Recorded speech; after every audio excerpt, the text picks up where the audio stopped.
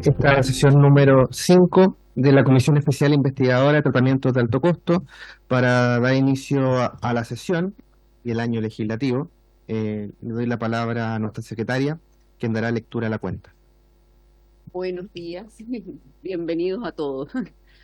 Se ha recibido un reemplazo del Comité del Partido Socialista que señala que el diputado Jaime Naranjo reemplazará por la sesión de hoy a la diputada Danisa Astudillo.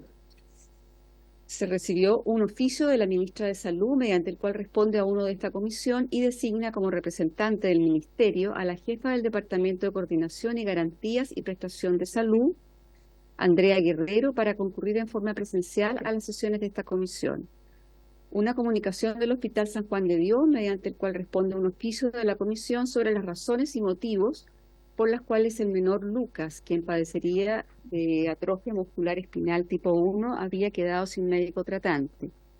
Una solicitud, hay 24 solicitudes de audiencia de distintas entidades y corporaciones que no son nuevas, la próxima vamos a perder tiempo en ello, que puedan exponer las personas. Ahí hay que definir cuál va a citar la comisión. Muchas gracias. Discutiremos eso durante el día para ver cómo podemos gestionar, escuchar a la mayor cantidad de agrupaciones de pacientes. Habiendo concluido la cuenta, iniciamos la orden del día, que tiene como objetivo, en primer lugar, escuchar a la directora de Asuntos Corporativos de Novartis América Latina y para el Caribe, señora Irene Arguedas, por una forma Ave Parboet, Solgesma. Participa de manera telemática la doctora Sandra Reina, asesora científica principal y directora global de relacionamiento médico de Novartis.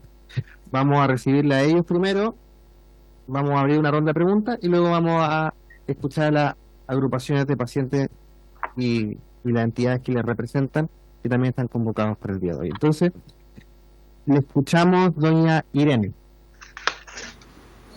Muchas gracias, señor presidente, señores miembros de la comisión. En primer lugar, quisiera agradecer en nombre de Novartis la apertura de este espacio para poder compartir con ustedes información que definitivamente es de gran relevancia para la labor de esta comisión. Quisiera agradecerlo especialmente porque la vez pasada, por razones de logística y por la premura de la invitación, pues no pudimos participar de manera directa. Enviamos información que esperamos haya sido de utilidad para los señores diputados de esta comisión. Mi nombre es Irene Arguedas, soy la directora de Asuntos Corporativos para Novartis en la región andina, Centroamérica y el Caribe, y me acompaña la doctora Sandra Reina, que es asesora científica principal y directora global de relacionamiento médico, con una vasta experiencia en enfermedades de origen genético y un amplio conocimiento sobre la trayectoria de Zolgensma como terapia para la atrofia muscular espinal. A sabiendas, señor presidente, de que para la sesión de hoy tienen varios invitados, hemos preparado una presentación corta de 10 minutos para complementar la información que ya se les hizo llegar oportunamente a finales del mes de enero, y posteriormente, si hubiese consultas, estaremos en la mejor disposición de atenderlas. Sin más, señor presidente, le devuelvo la palabra por si es de su decisión concedérsela a la señora Reina. Proceda para optimizar el tiempo. Muchas gracias.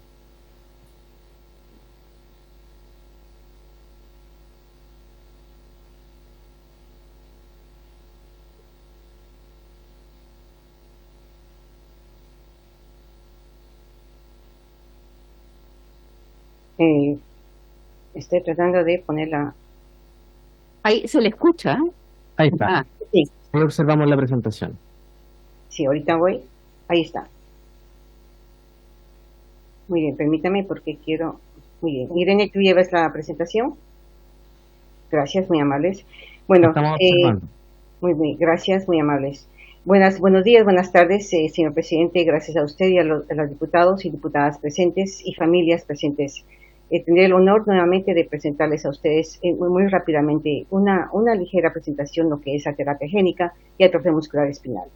como ya dijo la señora Arguedas, mi compromiso con ustedes ahorita es específicamente bajo mi trabajo de asociada de científica principal y así como directora global de relacionamiento médico, pero también como la experiencia clínica que tengo de hace muchos años de trabajar, el honor de trabajar con muchas familias con AME en los Estados Unidos. En la próxima, por favor.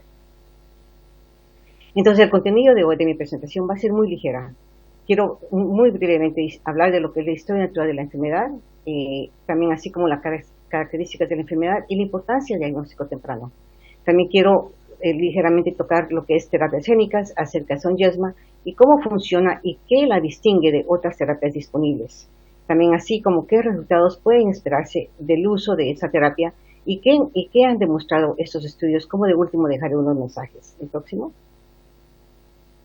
Entonces aquí podemos apreciar, para empezar, sabemos muy bien que esta enfermedad, la edad de inicio es crítica. Entonces, según se diagnostica el niño, dependiendo de la edad que tenga, sabemos muy bien que puede referir a qué fenotipo pueda tener, diciendo ya sea tipo 1, 2, 3 y 4, incluso el tipo 0. Pero también más significativo es ver el número de copias que estos pacientes pueden presentar, lo cual puede dictar en sí lo que es su presentación clínica. Entonces, los resultados de la historia natural mejoran para los pacientes con AME que tienen tipo 2, 3 y 4. La siguiente, por favor. Aquí es muy ligero lo que voy a decir. Lo que es más relevante es que el AME tipo 1 es una enfermedad de progresión rápida y que también generalmente resulta en la muerte o ventilación permanente a los 2 años de edad. Como pueden ver, aquí hay una base de datos como el PNCR y el Neuronext, lo cual realmente pudieron obtener esta información y pudieron captar que niños no tratados tenían una vida corta y aparte de eso tenían una alta relación con su ventilación permanente para poder respirar. La próxima.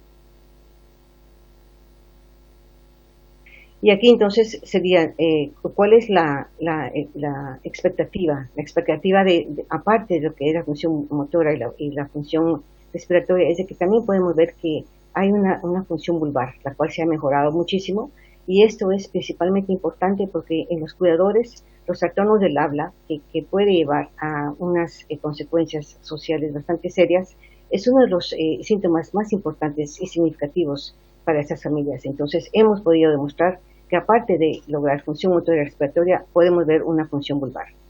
Siguiente. Bueno, aquí, como mencioné anteriormente, es crítico ver lo que es la fase presintomática. Y esto realmente es la ventanilla terapéutica que existe para un mejor tratamiento de estos pacientes que van a obtener una mejor respuesta clínica. Entonces, esto proporciona una ventanilla terapéutica para la intervención y el tratamiento más eficaz antes de que se produzca una pérdida sustancial de neuronas motoras. Siguiente. El diagnóstico rápido y la intervención temprana con los tratamientos modificadores de la enfermedad son críticos para detener la pérdida de motoneuronas o prevenir la progresión de AME y proporcionar los mejores resultados. Esto se basa realmente para empezar, cada paciente es único. Perdón, perdí nosotros le estamos escuchando, pero se salió la presentación. Sí, Irene, la presentación se fue. Bueno, continúo con eso en lo que viene a poner nueva. Sí, sabemos que la indicación para tratamiento de pacientes puede ser principalmente porque cada paciente es único. Las expectativas de tratamiento deben ser personalizadas y eso es algo que es muy importante porque es la relevancia en qué niño es el que está afectado, cómo es que está afectado y cuáles fueron sus síntomas de forma características basales. En el momento de diagnóstico también es importante saber la edad de este niño y qué progresión de enfermedad ha tenido. Zolgensma es el único tratamiento de una sola dosis que reemplaza el gen SMN1 que está ausente o defectuoso en estos pacientes. Las terapias modificadoras de la enfermedad no son una cura. Por lo tanto, tenemos que seguir tratando de mejorar las funciones motoras en estos pacientes, no solo como es un tratamiento en sí, sino que estableciendo las funciones y el mantenimiento que siguen siendo los resultados más significativos de tratamiento en pacientes con AME. Entonces, luego el diagnóstico temprano, como dije hace un segundo, es algo muy importante porque el diagnóstico precoz y la intervención terapéutica con estos tratamientos modificadores de la enfermedad conducen a mejores resultados. También la fase presintomática proporciona esta ventanilla terapéutica para una intervención y tratamiento más eficaz. Y los estudios publicados han sugerido que la edad al iniciar el tratamiento es el factor más crítico en la respuesta terapéutica que en la terapia complementaria. Al siguiente. Y aquí lo más importante es realmente recalcar la atención multidisciplinaria es clave. ¿Por qué? Porque esto requiere de un grupo de especialistas que pueden ser como los fisioterapeutas, los neurólogos y neumólogos, también como los terapeutas ocupacionales, y esto es para conseguir las máximas capacidades funcionales de los pacientes, así como para mejorar la calidad de vida de ellos. Y no solo eso, sino que también las medidas de apoyo son un aspecto esencial de los cuidados de la AMI. Es importante que el personal sanitario no tenga la percepción de que no necesitan más cuidados después del tratamiento. Entonces, ahora sabemos muy bien en el siguiente slide que la terapia génica ofrece un enfoque específico y duradero. Como pueden ver ustedes aquí, ha sido comparada con otras aproximaciones terapéuticas, y la terapia génica tiene la ventaja de que directamente repara o reemplaza el gen defectuoso, también corrige las expresiones anormales a nivel molecular, también suministra dosis terapéuticas continuas comparados con los picos farmacocinéticos de la terapia de reemplazo enzimático, y también logra tratamiento específico hecho para una enfermedad específica. Entonces sabemos la terapia génica versus las terapias agentes. En el siguiente podemos ver una tabla donde se ha demostrado que hace más de 35 años se presentó por primera vez el primer estudio que se realiza en el 89 en pacientes con melanoma avanzado. Y desde ese entonces se ha avanzado aún más consecutivamente en otras enfermedades, hasta el punto también de lograr, afortunadamente, en el 2019 la aprobación para el tratamiento con pacientes afectados con AMI con terapia génica. En la siguiente, por favor. Aquí tenemos lo que es en general, que sabemos que ahorita hay terapia génica en enfermedades neuromusculares, que también es sumamente emocionante de ver que el FDA ya tiene 2 aprobados en el mercado. La primera, como ustedes ya saben, en la distrofia muscular de Duchenne, que es el delanto-distrogen Max Parvodec, y en la atrofia muscular espinal, que es el Omectinogene Apoparvodec. Así como pueden ver que hay estudios que todavía continúan ahorita, que son fase 1 y 2, más de 20 de ellos en las enfermedades listadas en esta diapositiva. La siguiente. Como pueden ver aquí, Zolgensma tiene un programa de desarrollo clínico sólido. Tenemos más de 10 programas que han sido ya lanzados para estudios, en los cuales muchos de ellos fueron los que se pudieron utilizar para aprobar el registro de Zolgensma en los Estados Unidos y así en Europa, como muchos otros países. También no solo se ha visto la intervención intravenosa, sino que también ahora estamos en estudios de intervenciones intratecales. Como también tenemos un registro que se llama RESTORE, que es un registro muy importante en el que seguimos recopilando datos en esos pacientes. La siguiente. ¿Le pido puede ir concluyendo su presentación o acelerando?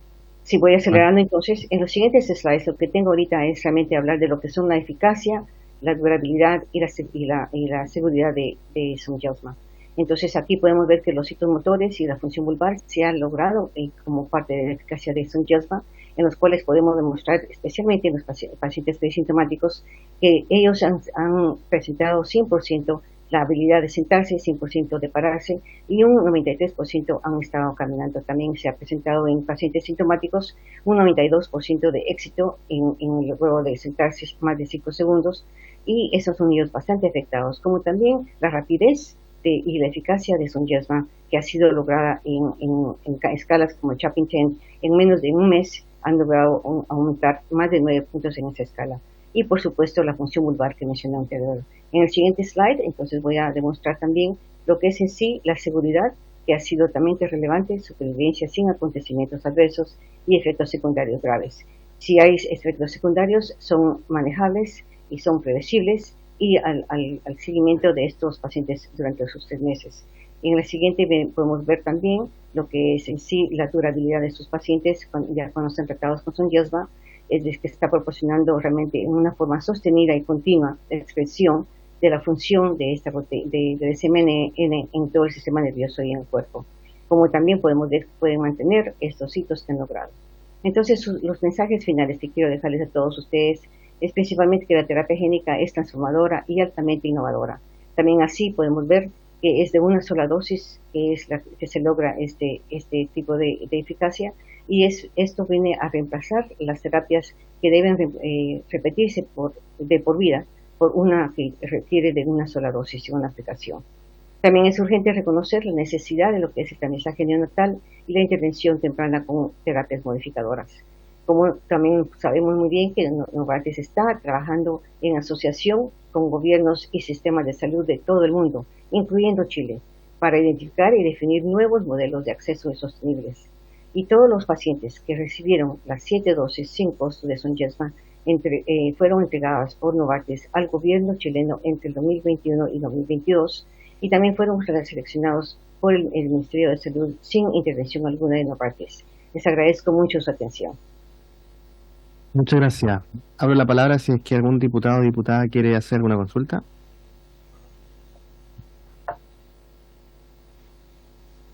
Si es que no, yo tengo, diputado Lee, estaba mirando justamente. Sí, presidente, gracias. Solamente en la última información de la presentadora, cuando ella dice que las 7 dosis que se entregaron al gobierno chileno entre el 21 y el 22 fue sin intervención de Novartis, me gustaría precisar eso de la sin intervención de Novartis. ¿A qué se refiere ella cuando dice sin intervención? ¿Esas dosis fueron entregadas al gobierno como parte de un estudio clínico o no? ¿Hubo algún registro y tenemos algún resumen de los resultados de esas terapias?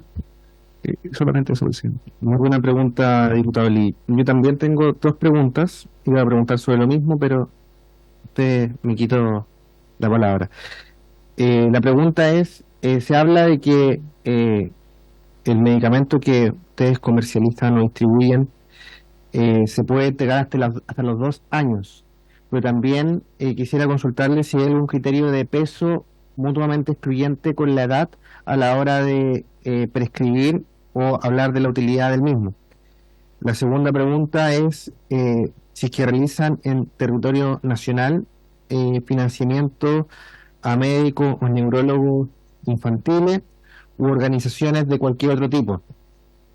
Esas serían las 2 preguntas que se suman a la pregunta del diputado Lee en torno a qué se refieren con sin intervención de Novartis en las dosis que fueron donadas. Tienen la palabra para responder esas preguntas.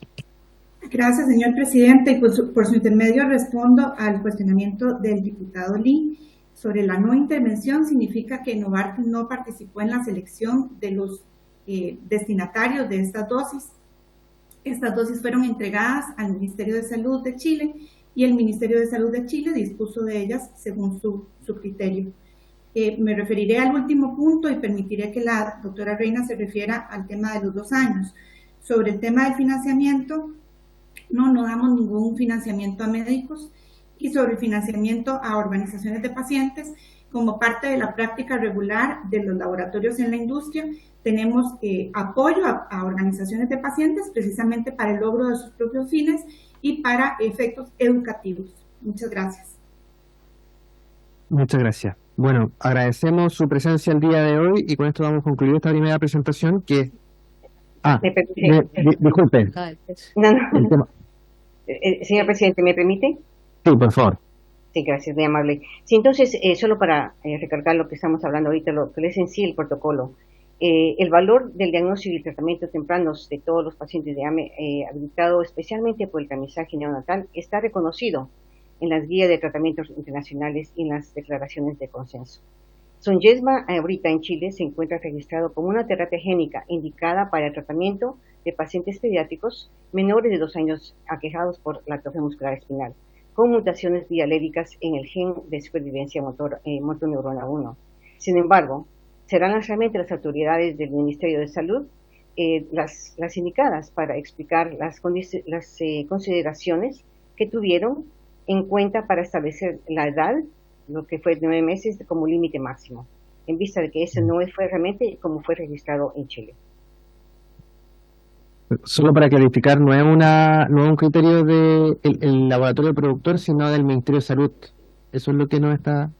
Correcto, correcto, señor presidente. Es realmente el Ministerio de Salud los que dictan en sí lo que va a estar en la etiqueta de tratamiento para los pacientes en el país. Perfecto, muchas gracias. Ahora sí, concluimos esta primera parte de la sesión del día de hoy, que había quedado pendiente de una de las sesiones previa al receso legislativo, e iniciamos con las agrupaciones de pacientes que tenemos convocadas el día de hoy. Partimos con la Alianza Chilena de Agrupaciones de Pacientes, ACHAP.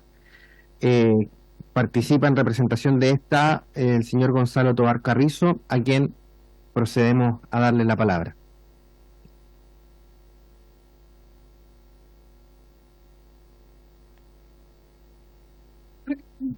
Buenas tardes. Buenas tardes a todos y muchas gracias, señor presidente, por esta invitación a esta comisión especial investigadora. Quiero que se vea como... Ahí me parece, sí. Perfecto, sí. Bueno, muchas gracias por esta invitación. Es sumamente importante para nosotros como sociedad civil estar acá presente y poder ser escuchados con nuestros planteamientos, nuestras dudas y nuestras propuestas también para esta política pública que es tan importante y nosotros sabemos que es súper importante. Nosotros como Alianza Chilena de Agrupaciones de Pacientes, ¿quiénes somos? Somos un paraguas, una red de organizaciones de pacientes y familiares que hoy día está compuesta por casi 15 organizaciones.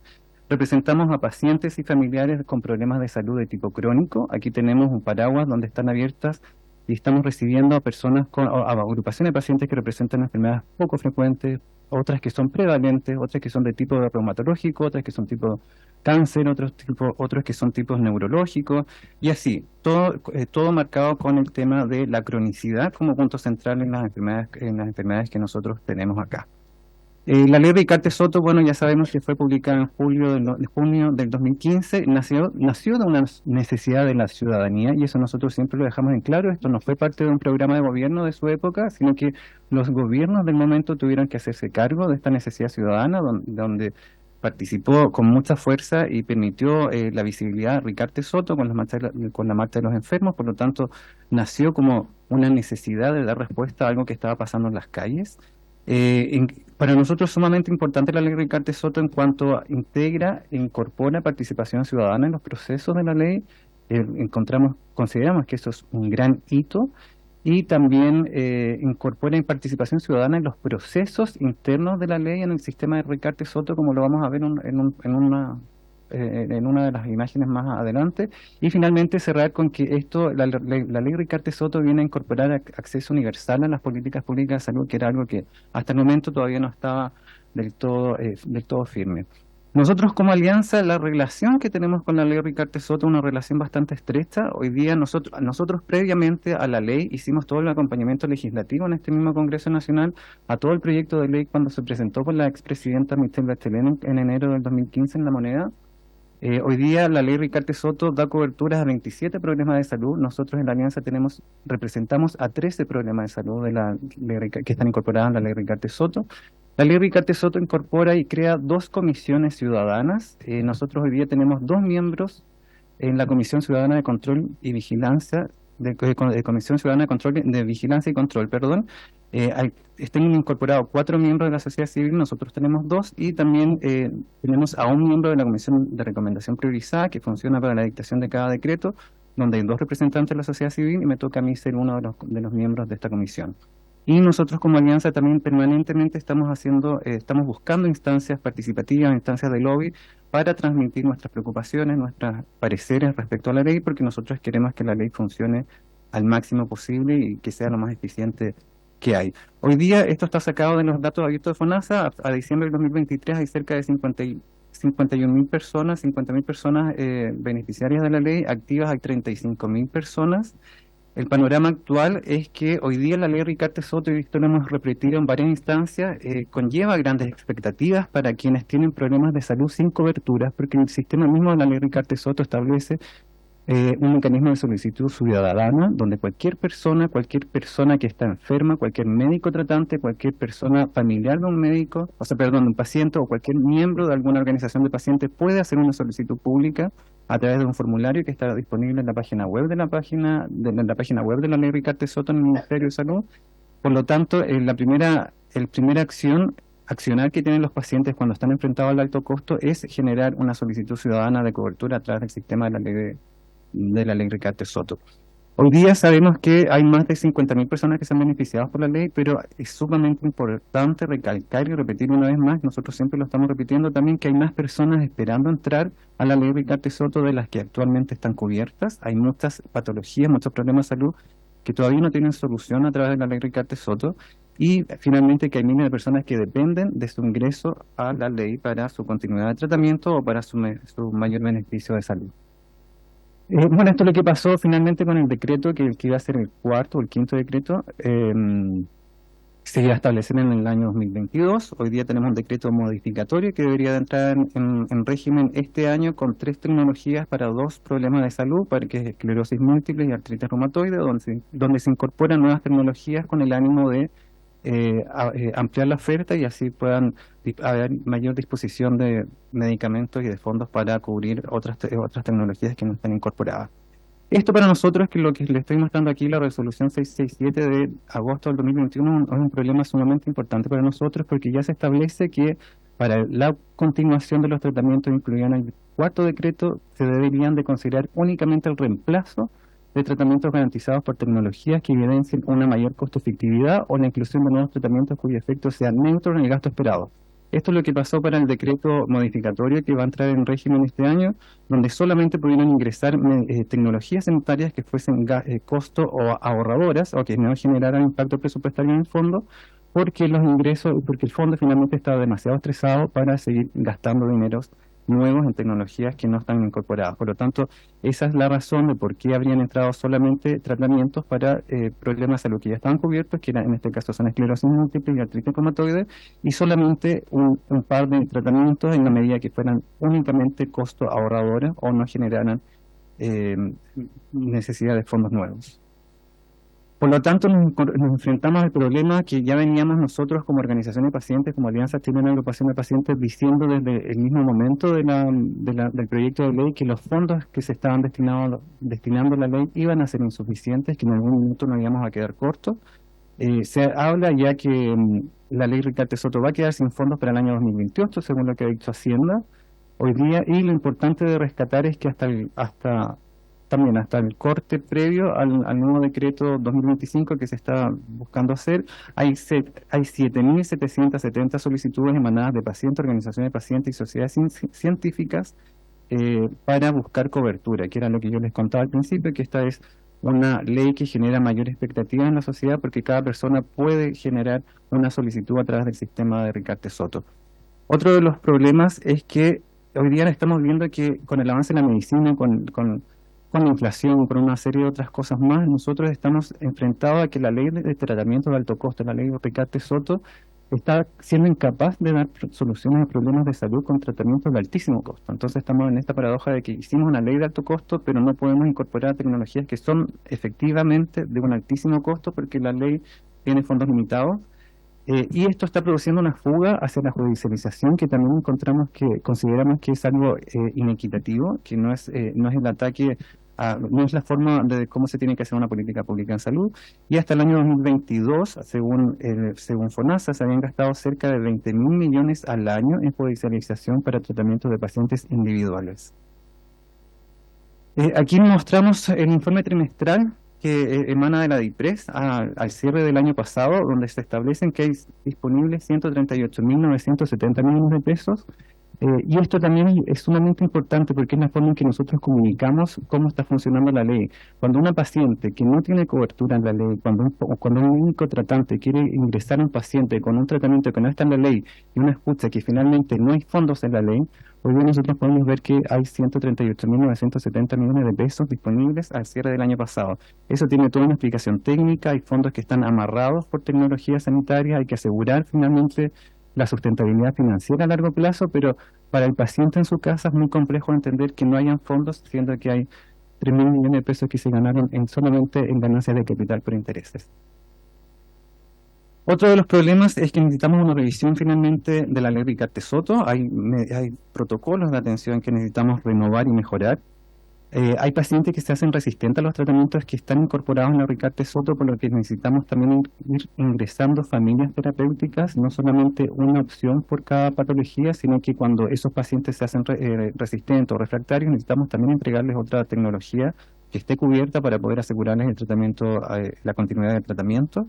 Hoy día, hasta el día de hoy, todavía nosotros también lo comentamos al inicio del proyecto de ley Ricarte Soto, no hay forma, y hasta el día de hoy, casi a 10 años de la ley Ricarte Soto, no hay forma de conocer el estado de la solicitud de ingreso al sistema de la ley Ricarte Soto por los pacientes. Entonces hemos tenido problemas con pacientes que van al médico tratante, el médico tratante les dice que no va a ingresar a la ley, pasan meses, 3, 4, 5 meses, el paciente no tiene ninguna noticia y ha finalizado con que el médico ya no está funcionando en el hospital, nunca hizo un ingreso y el paciente quedó ahí a la deriva sin saber si que siquiera está ingresado o no. Entonces, hemos pedido y hemos sido súper reiterativos con este tema, con el Ministerio, de poder tener un sistema que rastree y que nos permita ver en qué estado está la solicitud de ingreso al sistema de la ley Ricarte Soto. Otro de los problemas es que no todos los médicos tratantes que deberían de estar dando indicaciones terapéuticas para la ley Ricarte Soto están ingresados en el sistema, por lo tanto los pacientes sí tienen que de repente ir dando bote y buscando un médico que esté registrado en el sistema para que ese médico los pueda subir al sistema. Y sabemos que hay carencias en los profesionales en el manejo de las plataformas para hacer las solicitudes de los medicamentos. Y muy unido a ello es que existe falta de personal encargado de la ley 20.850 en los hospitales respecto específicamente a las enfermeras, que son las que tienen que dar cuenta de la aplicación de estos medicamentos. Conocemos casos del hospital de Antofagasta, por ejemplo, que hay una sola enfermera para todo lo que es hospital del día, donde se tiene que hacer cargo, entre otras cosas, de la ley Ricarte Soto, con pacientes reumatológicos, con pacientes inflamatorios intestinales y otros más, donde estas personas finalmente no están dando a cabo. Y donde el subdirector médico del hospital nos contaba que una de las peores cosas que les pasa a ellos como hospital es que el médico o el profesional de la salud se vaya o de vacaciones o con licencia médica porque quedan con un vacío existencial bastante importante. Y para ir finalizando esta exposición, algunas propuestas que nosotros traemos como sociedad civil, que siempre lo hemos también repetido, es revisar el sistema de la ley Ricarte Soto con participación ciudadana, quizás con la creación de alguna mesa técnica o similar en el ministerio, donde nos podamos sentar con los referentes técnicos ministeriales para ver distintas soluciones a largo plazo.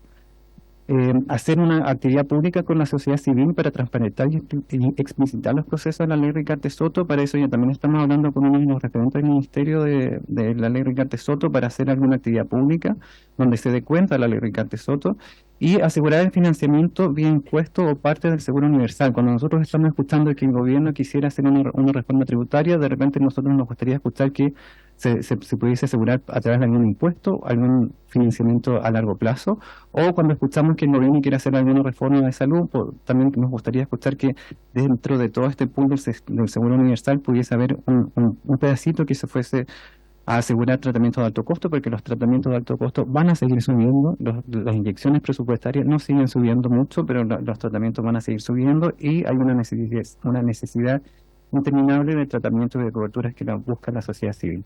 Eso por lo pronto de nuestra parte. Muchas gracias, señor presidente, por la invitación. Cedo la palabra. Muchas gracias a usted, don Gonzalo.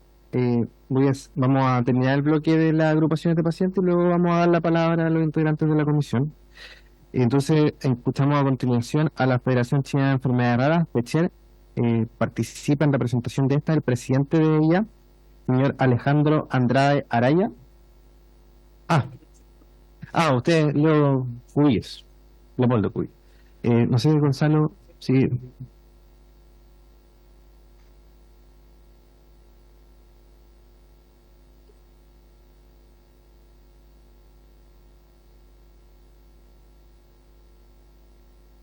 Entonces viene tesorero de FECHER, ¿no? Claro, tesorero. Leopoldo Cubillos.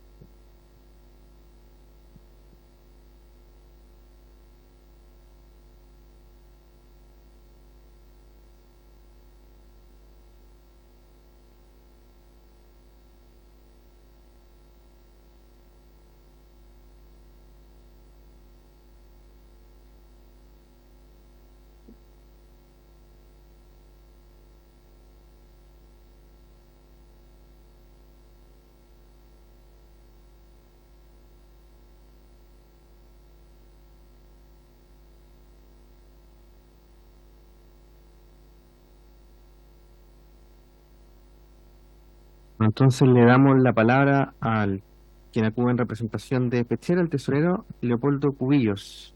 Muy amable, presidente. Tiene que vender ahí, lo actualizamos hace poco. Muy amable, presidente, y a todos los presentes por darnos la oportunidad como representante de la sociedad civil para intervenir en esta instancia de participación ciudadana que son muy relevantes para nosotros como agrupaciones de pacientes. Primero que nada, felicitar a Gonzalo por su presentación. Empatizamos completamente con lo que él ha relatado en esta sala sobre la realidad que viven los pacientes en el proceso de buscar un diagnóstico y ser atendidos en los hospitales, ya sea público o privado en Chile. Primero que nada eso.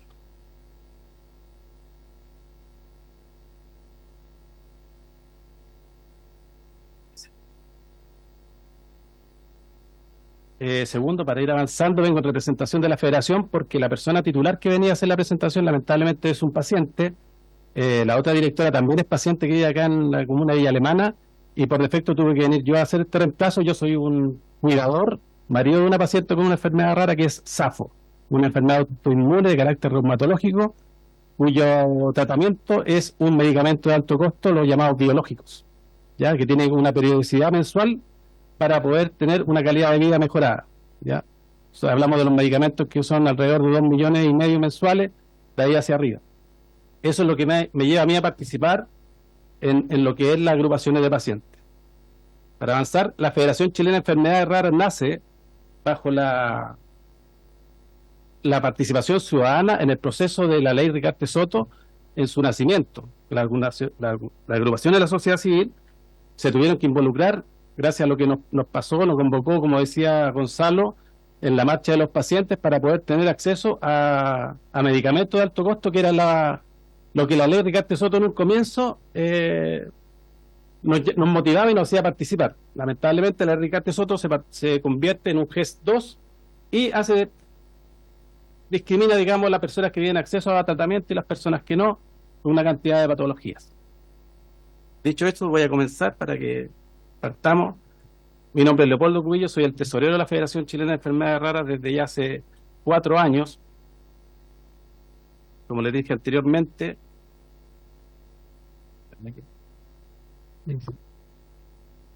esto, abajito a la derecha, pues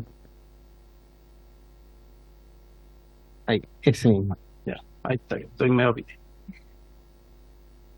Ya, en comisión investigadora le Ricardo Soto, fiscalizar los actos de gobierno relacionados con el funcionamiento del sistema de protección financiera para el diagnóstico y tratamiento de enfermedades de alto costo. La incorporación de nuevas coberturas en este. Fechas, como les comenté anteriormente, nace en el año 2014 y la constitución legal se forma en el 28 de febrero de 2018. Su primer directorio formal se lleva a cabo en junio del 2019 y Fechas es miembro de un grupo que es las enfermedades raras para el Caribe y Latinoamérica, ERCAL.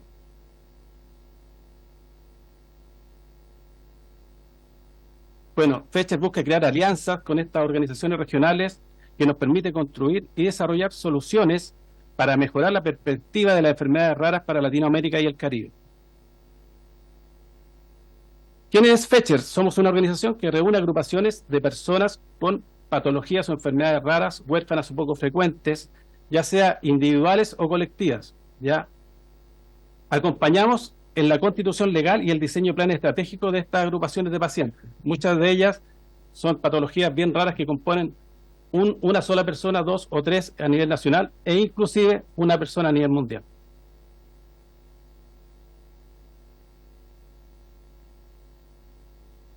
¿Qué nosotros hacemos para las personas? Las ayudamos en representarlas, ya sea en temas de abogacía, información y orientación. Apoyamos el desarrollo en diversas áreas de la investigación, ya sea genética, económica, de salud pública y de políticas públicas en estos tipos de instancias que se nos da la oportunidad de poder representar a los pacientes siendo la voz de los pacientes y sus familias, ¿ya? Apoyamos el desarrollo en diversas áreas de la investigación, ya sea a nivel nacional e internacional, y tratamos de incluir en las políticas públicas a nivel nacional, entregando nuestro apoyo o nuestra crítica cuando corresponde a las organizaciones que corresponden. Chile es el país que menos ha avanzado desde la instalación del plan piloto de tamizaje neonatal. Las personas en Chile se demoran entre 7 a 12 años, según nuestro catastro propio del año 2019, y este retrasa el impacto de la calidad de vida y el acceso a tratamiento de las personas. Apoyamos el desarrollo en diversas áreas de la investigación, como lo comenté anteriormente. La hospitalización domiciliaria hoy no tiene consideración con los requerimientos de interacción social que tienen niños, niñas y adolescentes, incompatibles con la asistencia a una escuela con programas de integración. Las personas con hospitalización domiciliaria en Chile viven expuestos a riesgos variados, pero principalmente ante su condición de electrodependencia y las dificultades integradas con la ley por su protección, la tipificación de electrodependiente no depende del equipo sanitario. La mejora al acceso a terapias de alto costo, sean fármacos, dispositivos, intervenciones quirúrgicas o estadías prolongadas, debe ser atención de la autoridad gracias al impacto significativo que podría implicar en la vida no solo de las personas que lo requieren, también de su grupo familiar, laboral si existiera.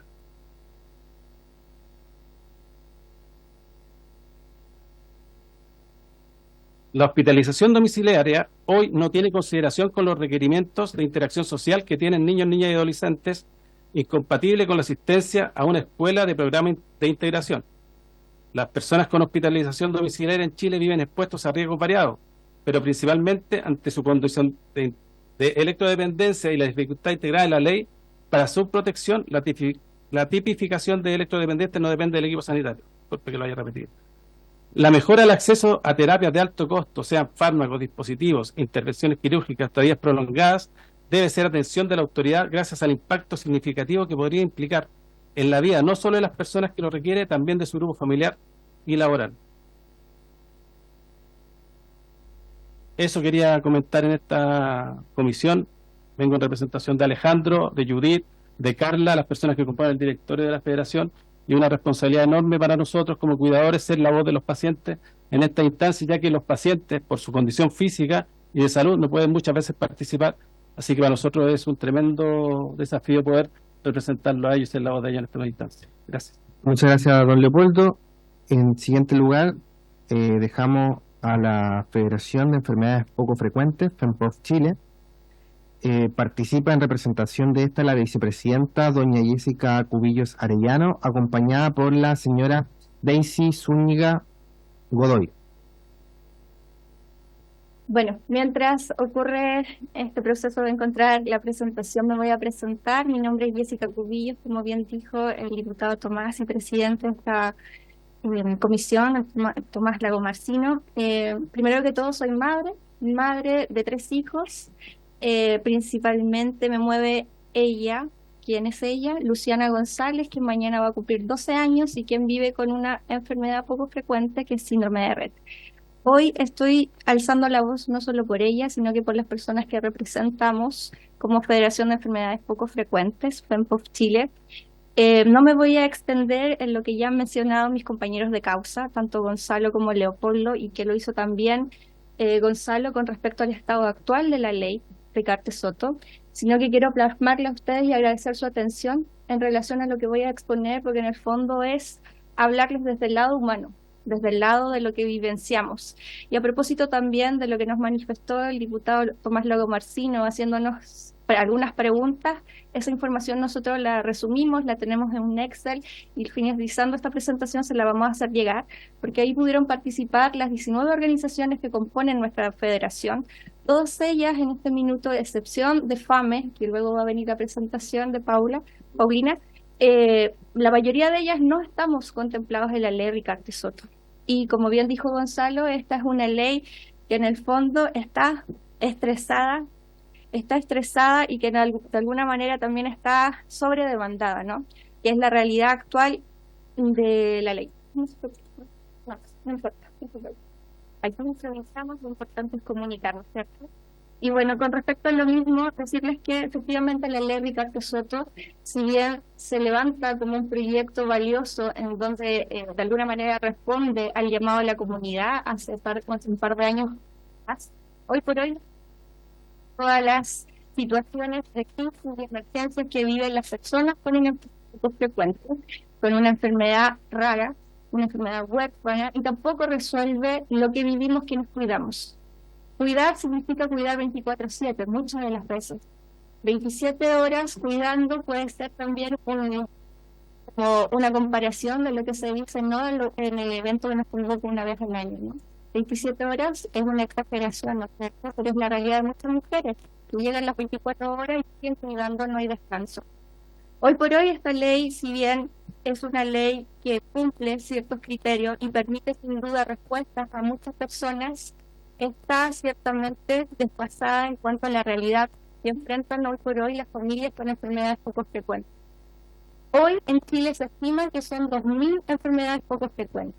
Si eso lo traducimos a un número de personas afectadas, quiere decir que aproximadamente son 1.500.000 personas en nuestro país que viven con este tipo de condiciones poco frecuentes.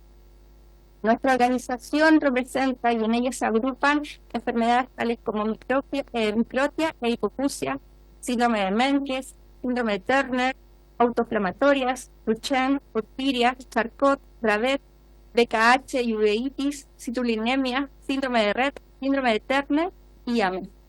Somos muchos los que necesitamos respuesta del Estado de Chile, no del gobierno de turno.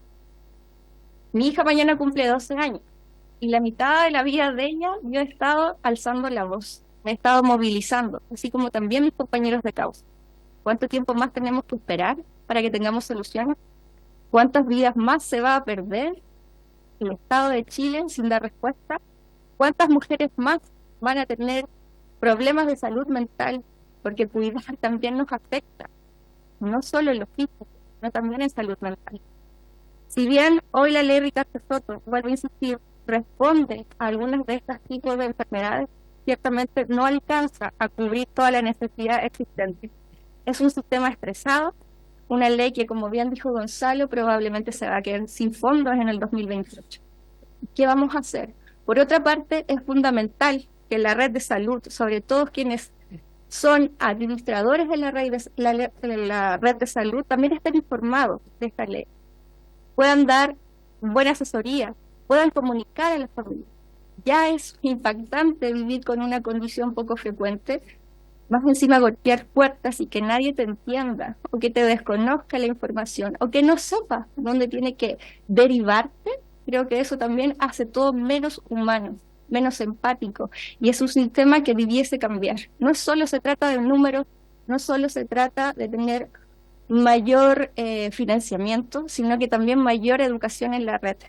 Por último, quiero decir también que hay organizaciones o grupos de familias que no pertenecen a organizaciones paraguas o a una organización propia. Hay casos únicos en nuestro país que están llevando sola esta batalla o esta causa, y el sistema no da abasto, no se les reconoce, no hay hospitalización que los pueda sostener. Y por último, quisiera decir también que nuestros hijos no solo merecen un medicamento o un tratamiento, nuestros hijos, personas adultas, también merecen la posibilidad de tener hospitalización correspondiente con la necesidad de esa persona y ese paciente, pero sin embargo no todo es tratamiento médico ni también un tratamiento de alto costo. Es importante saber que para sostener la vida de estas personas necesitamos, y mejorar su calidad de vida, necesitamos terapias. Y eso también puede ser un alto costo. Las personas electrodependientes también gastan mucho dinero en poder sostener la vida de sus familiares, porque obviamente hay un costo altísimo en energía. Las terapias también son de alto costo. Y hay que pensar que este tipo de condiciones o enfermedades poco frecuentes son para el ciclo vital. No se acaba. Se acaba lamentablemente cuando la persona fallece. No podemos esperar que eso ocurra. Ya murieron muchos. Vamos a seguir esperando que mueran más personas. ¿Qué va a hacer el Estado de Chile? Muchas gracias por su atención y espero que esta no sea una reunión más, no sea una comisión más, y que podamos lograr garantías reales para estos chilenos y en memoria también de los que ya no están. Muchas gracias. Gracias a usted, doña Jessica, por su conmovedor testimonio. Continuamos con los invitados. Al final de las otras dos agrupaciones de pacientes que nos quedan, vamos a abrir la palabra. Dejamos a la Corporación de Familias con Atrofia Muscular Espinal, FAME Chile. Participa la presidenta y representante, señora Paulina González Moreno. Señorita, disculpe. Aunque hay una integrante que le gusta que le digan señora aquí, así que... Señorita Paulina González Moreno, la escuchamos.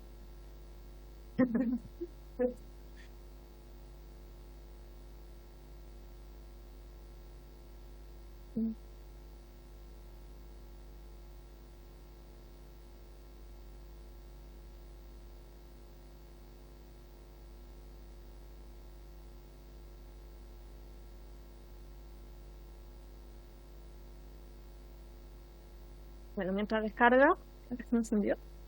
Sí. Mientras descarga, me presento como dice el presidente. Mi nombre es Paulina González, soy la presidenta de FAME Chile hace ya 6 años. Y también soy madre de una niña con atrofia muscular tipo 1 que tiene 12 años. FAME Chile partió hace 14 años por la necesidad de las familias en poder reunirse y compartir sus experiencias de vida. Más que nada conversar y acompañarse, porque hace 14 años no existía ningún tratamiento para la atrofia muscular. Hace 12 años contamos con personalidad jurídica. En FAME Chile se reciben a todas las familias que quieran participar y ser parte de esta agrupación. Nosotros no buscamos pacientes ni los obligamos a estar o a irse. Los pacientes llegan porque reciben un diagnóstico y porque muchas veces el médico que los diagnosticó les menciona que existe una agrupación de pacientes.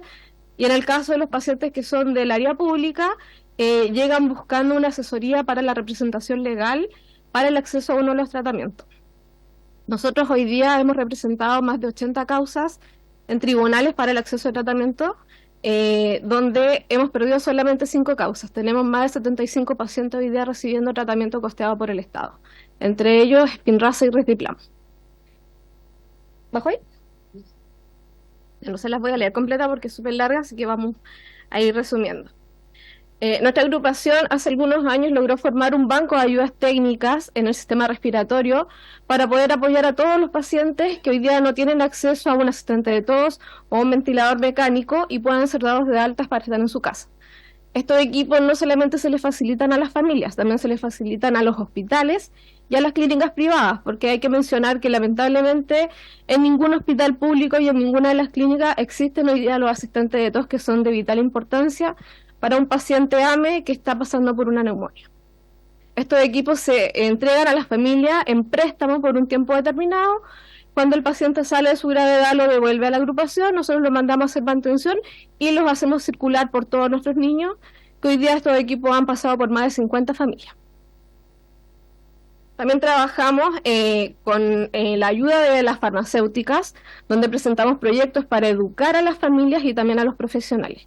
Aquí quiero hacer hincapié en el tema de los profesionales porque lamentablemente en este país son contados con los dedos los profesionales que manejan la atrofia muscular espinal. Y es por eso que en muchos hospitales existe mucha negligencia con los pacientes, porque llegan con un diagnóstico tardío o con un diagnóstico que es erróneo y muchas veces en vez de preguntar a un especialista como del área broncopulmonar, deciden simplemente intubarlos o hacer una traqueostomía que muchas veces no es necesaria. Y condenan a estos pacientes a vivir de forma electrodependiente el resto de su vida. En el caso de las familias también trabajamos en entregar la educación por medio de jornadas educativas, que son proyectos que le presentamos a las farmacéuticas para poder contar con el apoyo económico, el auspicio para poder traer médicos de fuera del país que trabajan en las investigaciones activas de los nuevos tratamientos y de los que ya existen. Todo esto se lo entregamos de forma gratuita a los pacientes. A nuestras jornadas ningún paciente ni ningún profesional paga una entrada para poder ir a educarse. Referente a la ley Ricardo Soto, no me puedo explayar porque la verdad ya mis compañeros dijeron todo. Nosotros no contamos con cobertura en la ley Ricardo Soto, pese a que hemos postulado a todos los decretos. Y la única respuesta que se nos entrega desde el Ministerio es que nuestra patología es demasiado cara y que solamente con un par de pacientes nuestros se consumirían el fondo completo. Por lo tanto, no podrían dejar al resto de las patologías que ya existen dentro de la ley. Jamás hemos tenido una respuesta 100% formal. En el caso del screening neonatal, nuestra patología tampoco cuenta con screening neonatal. Hace un año nosotros nos reunimos con la señora Tania Herrera Martínez, que es la jefa de División de Planificación Sanitaria del Ministerio de Salud. Esto fue en mayo del 2023, donde solicitamos poder tener acceso al nuevo listado que se estaba trabajando para screening, y su respuesta, la verdad es que es vergonzosa, porque nos dijo que era antiético que los pacientes con AME accedieran a un screening neonatal. A lo que yo le respondí que antiético es que el Estado no le entregue un acceso a screening neonatal cuando hay 3 tratamientos que están vigentes. Luego de eso nos reunimos con la ministra de Salud, donde también conversamos este mismo tema, y la ministra de Salud nos dio una respuesta un poco más amplia, donde claramente nos dijo que no era antiético, pero nos dijo que lamentablemente esto no pasaba por el Ministerio de Salud, sino que era el Ministerio de Hacienda quien no autorizaba los fondos para que se ampliara el listado de nuevas patologías en el screening neonatal. Hoy día podemos contar con un protocolo que le entrega un tratamiento a los pacientes, pero que lamentablemente sigue llegando tardío, porque si no tenemos un screening, ese paciente igual recibe un diagnóstico tardío. Entonces no sirve de nada todo el esfuerzo que se hace por entregar un medicamento de tan alto costo cuando finalmente igual llega tardío y las expectativas que hoy día tiene el Ministerio de Salud para estos pacientes no se logra cumplir al 100%. Todos sabemos que un acceso a tratamiento temprano nos entrega mejor calidad de vida. En la hospitalización domiciliaria, puedo mencionar que gran parte de nuestros pacientes tienen acceso a hospitalización domiciliaria, sobre todo los que son AME1 electrodependientes, una hospitalización que parte del programa AVI del Ministerio de Salud, que funciona pésimo, en todos los sentidos, y que nosotros hemos denunciado muchas veces también al Ministerio. ¿Por qué funciona pésimo? Porque lamentablemente los pacientes electrodependientes necesitan de un profesional las 24 horas del día. A los de nuestros pacientes, y a la gran mayoría, solo se les entrega servicio por 12 horas, siendo la mamá la que tiene que seguir con el cuidado el resto de la noche, sin poder trabajar, sin poder dormir. Muchos de estos profesionales, que son las TENS, ni siquiera son TENS, son solamente técnicos de educación media, y tampoco llegan a los turnos. Cuando las familias hacen las denuncias, nadie les contesta el teléfono. Oximed, que es la empresa que tiene la licitación, tampoco responde ni da soluciones, y los pacientes lamentablemente quedan ahí al cuidado de su familia, que no es un profesional de salud, por lo tanto no tiene por qué manejar lo que es la ventilación mecánica o el uso o mantención de una traqueostomía o de una gastrostomía.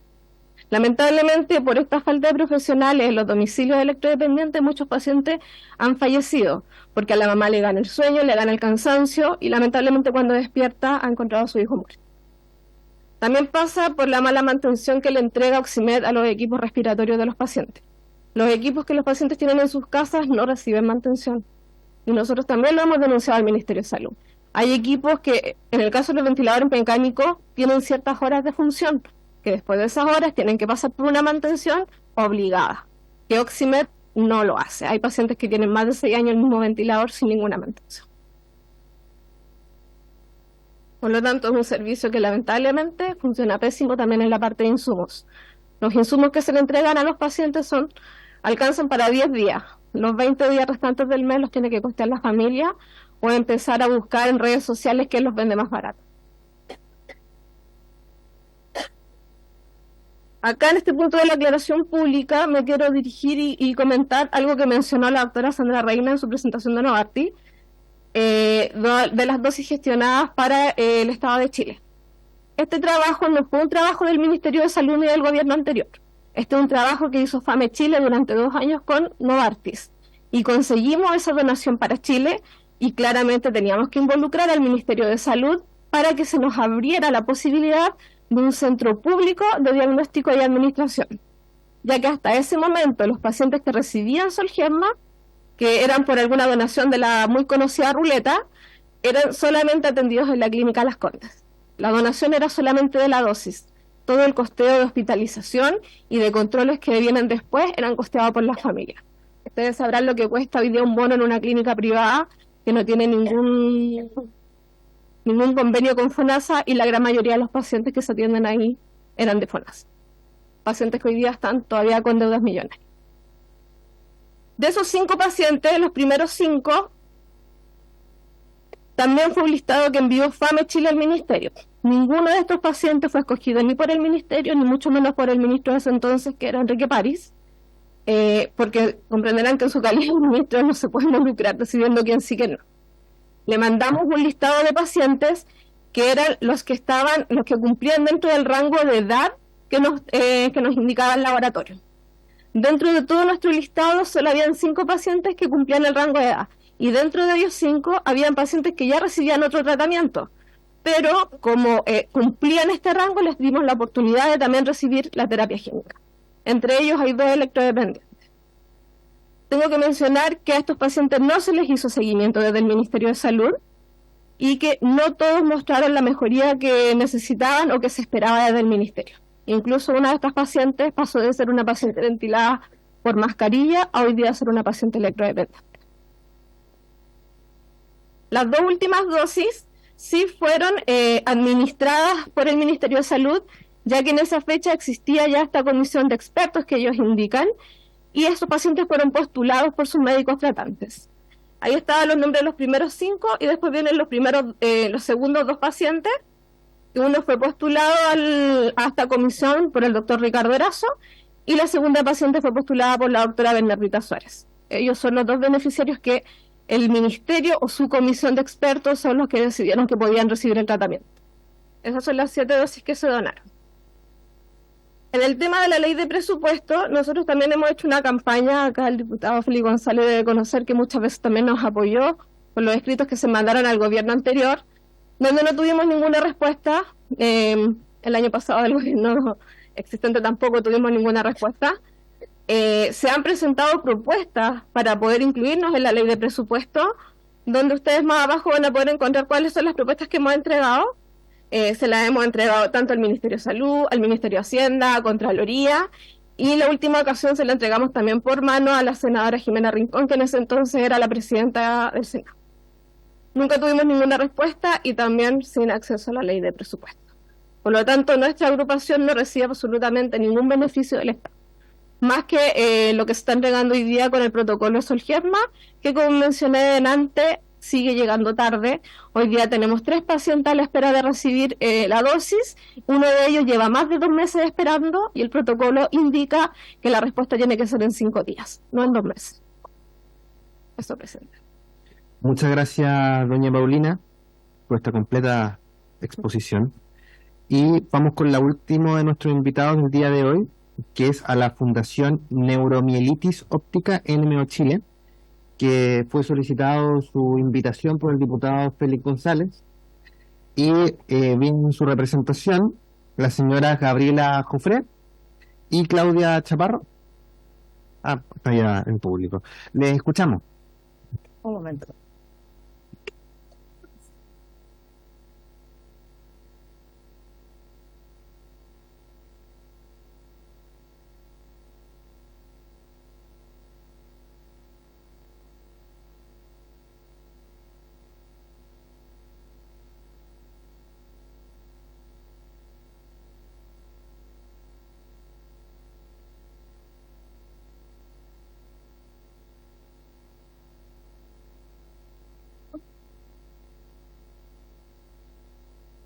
Sí, antes la tenía por acá.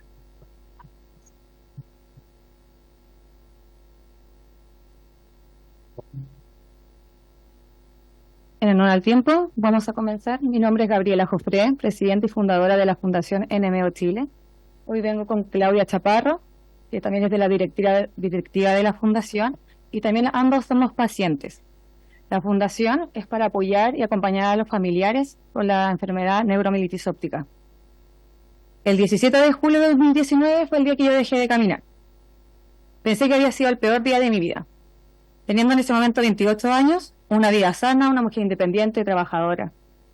Sin entender lo que estaba sucediendo, fui a la clínica Dávila. Por suerte era la más cercana a mi casa y la que tenía cobertura en mi plan de ISAPRE. Por suerte tenía un equipo de neurólogos que conocía la esclerosis múltiple en la NMO, dándome tratamiento de inmediato con pulsos de metilprednisolona para desinflamar mi médula. Mientras tanto, me empezaron a hacer muchos exámenes, incluso algunos que se mandaron a la clínica Mayo en Estados Unidos. Y mi diagnóstico en ese momento, aún no lo sabían, pero tenía una lesión medular y una en el cerebro. Durante este periodo hospitalizada, la doctora a cargo se acercó a mi mamá, le tocó el hombro y le dijo: cómprele una silla de ruedas que ya nunca más va a volver a caminar. En ese momento habían pasado 5 días y yo tenía una vida totalmente normal y ahora tenía que aprender a tener una vida sin caminar. Después de 15 días estando hospitalizada, el 1 de agosto a las 5 de la mañana, comencé a sentir como si tuviera un cinturón de fuego apretando mis caderas, que iba subiendo con un dolor inimaginable. Cada vez que subía, la parte de abajo quedaba sin sensibilidad. En ese momento fue cuando quedé tetrapléjica, mi visión borrosa y además dificultad para hablar. Ese día realmente fue el peor día de mi vida. Veía muy borroso y solo intentaba mirar a mi mamá para poder despedirme de ella con lo poco que podía hablar. Y ahí obviamente pensé que hasta ahí había llegado y que me iba a morir. Por suerte en la clínica me atendieron rápidamente para poder hacerme plasmaféresis y así hacer que mis anticuerpos no me sigan atacando. En ese momento me habían diagnosticado ya con esclerosis múltiple, enfermedad que todos nosotros conocemos por su gran lucha. Pero en ese momento me hicieron muchos otros exámenes donde descubrieron que no tenía solamente una lesión, sino que tenía más de 100 lesiones medulares, tanto de esclerosis múltiple como de NMO. Por la plasmaféresis, pero voy a poner la presentación para que puedan. Bueno, aquí me pueden ver. Y tengo que compartir esto. ¿Se me puedes ayudar, por favor? Pero sí. Por la plasmaféresis tuve muy buenos resultados. A par de días mi visión volvió. Al pasar los siguientes días, mi fuerza en los brazos volvió levemente y mi control del cuerpo. Con neurokinesiología comencé todo desde cero. A comer, a sentarme, a poder lavarme los dientes, entre otras cosas. Mientras tanto, seguían viendo que ahora ya mi diagnóstico había cambiado. Por tener estas lesiones que son de NMO y de esclerosis múltiple, finalmente me diagnosticaron con neuromielitis óptica. Ya en ese momento que ya era totalmente muy difícil ya entender lo que era esclerosis múltiple para ahora entender lo que era el NMO. En ese momento también empezaron todos estos pensamientos de cómo iba a costear la enfermedad, porque ahora ya no tenía esclerosis, sino que tenía NMO. Entonces automáticamente quedé fuera también de los tratamientos de la ley. Seguí incansablemente con la neurokinesiología y empecé a caminar sin sentir las piernas. Pasé de la silla de ruedas al burrito, luego a pasar de pie, luego a caminar la mayoría del tiempo bien. Mientras aprendí a caminar, arrastraba una gran clínica de la clínica, una cuenta millonaria, que no sabía cómo iba a pagar y cómo iba a atenderme después con los tratamientos. Y tampoco entendiendo qué era la enfermedad. Llevo casi 5 años con tratamiento gracias a la ayuda de mis neurólogos. Realmente gracias a ellos. Que yo he podido reducir las cuentas de la ISAPRE para poder pagarlas y aún así llevo muchas cuentas millonarias aún por pagar. Hace 1 año y medio pude entrar al Ricardo Soto por mis lesiones de esclerosis múltiple y puedo acceder al tratamiento sin costo. Pero aún así tengo todas las deudas que vienen conmigo. Pero Belén no tuvo la misma suerte que yo. Ella tiene 19 años y vive acá en la quinta región y se atendió en el hospital Van Buren por dolor en sus ojos y espasmos en su brazo y su pierna derecha. Le dieron corticoide en bajo nivel, la mandaron a su casa y le dijeron que en 1 mes vuelva a pedir hora con un neurólogo. No encontró atención, no encontró dónde entenderla y al pasar de los días perdió la visión desde sus 2 ojos y parálisis de su pierna y brazo derecho, que eran secuelas que ya eran irreversibles. Se tuvo que ir a atender a Santiago al Hospital de la Católica para poder acceder al tratamiento. Lo diagnosticaron con NMO y le dieron rituximab, que es un medicamento que es para prevenir las crisis de NMO. Esa cuenta le salió más de 12 millones de pesos, cuenta de familiar que no pudieron pagar, y hasta el día de hoy no se puede administrar todas las dosis del medicamento, por lo que tiene ahora debilidad en su pierna izquierda. Tener un tratamiento adecuado y evitar una recaída no puede ser un factor de suerte. Esto no puede determinar la gravedad de las secuelas que debemos afrontar los pacientes después de un brote. El diagnóstico oportuno y el tratamiento adecuado debería ser el mismo para todos. Y no debería estar supeditado al conocimiento y manejo que tenga el médico de urgencia que trata al paciente, o los recursos que tengan disponibles en el centro de salud, como hacer una resonancia magnética a tiempo. La neuromielitis óptica es un trastorno del sistema nervioso central que afecta principalmente los nervios ópticos y la médula.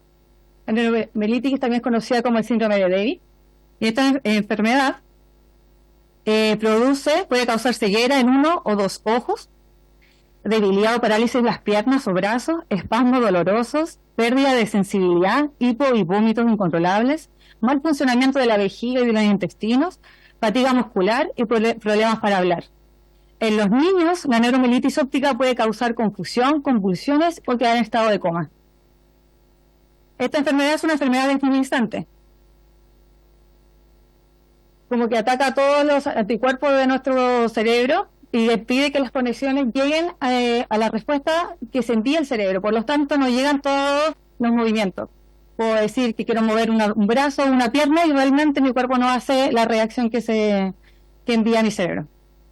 Para diagnosticar la enfermedad se hacen unos exámenes que es la anticoagulina 4, anti-MOG, resonancia magnética y aspectos visuales que puedan tener los pacientes. Los tratamientos son todos off-label, o sea, significa que ninguno de estos tratamientos son para la enfermedad.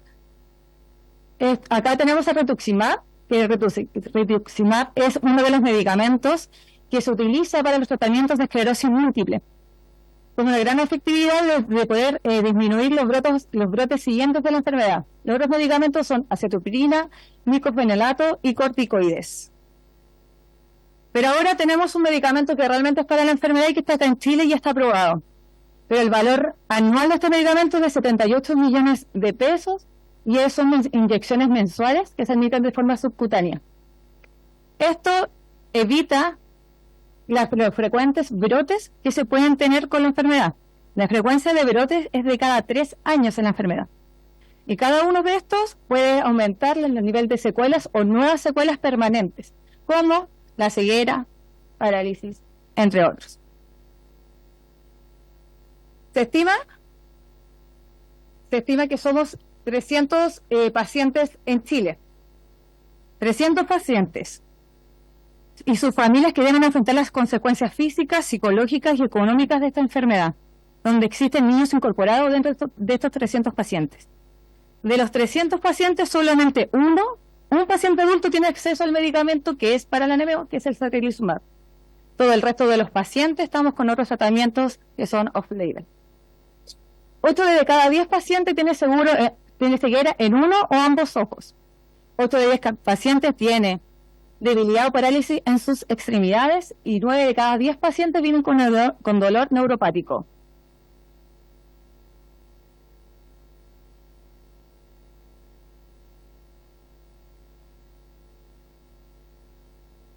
Tanto la NMO como la esclerosis múltiple son enfermedades delimizantes y autoinmunes. La NMO es la enfermedad prima hermana de la esclerosis múltiple, por lo que existen muchos diagnósticos de esclerosis múltiple que realmente son casos de neuromielitis óptica.